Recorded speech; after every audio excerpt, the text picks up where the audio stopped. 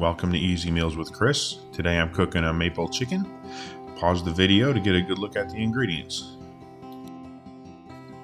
We start by making a simple flour mixture. 2 cups of all-purpose flour, 1 tablespoon of garlic powder, 2 teaspoons of salt, and 2 teaspoons of pepper, and mix it up. We are going to do a simple egg wash for this meal.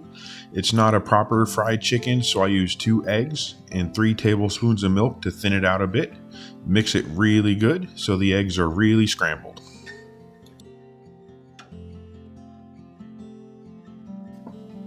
Next is the maple syrup sauce. Since I'm cooking in 2 batches, each will have 1.5 ounces of maple syrup, apple cider vinegar, and soy sauce.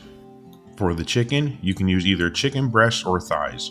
I prefer thighs as they can be cooked a bit longer at higher temperatures than breasts, but both are just perfect.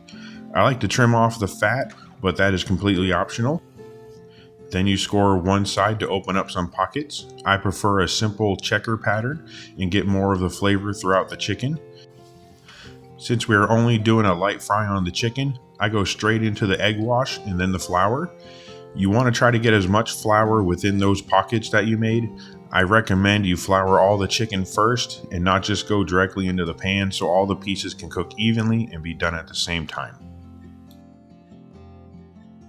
Later, I am only doing half of the chicken for the video since the whole family meal takes 2 batches of chicken.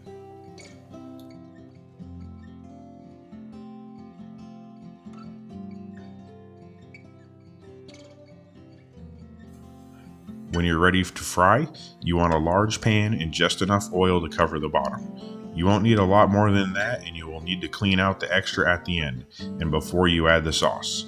Cook it like you would fry anything else. A few minutes on each side until you get a good golden color on them.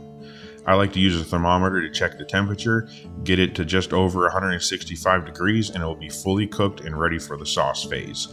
When you are doing the full meal, I would just rest this first batch while you cook the second one, and then when the second is finished, clean out the pan, and all the chicken should be able to fit inside the large pan for the sauce phase.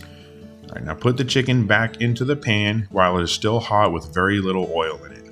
Pour the sauce all over the chicken and it will start to boil down. Keep turning and moving the chicken so it can absorb all the sauce. After a few minutes, the sauce will start to thicken up and it's all done.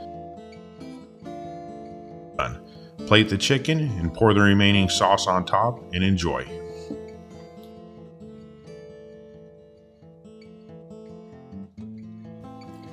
Thanks for watching and have a great meal.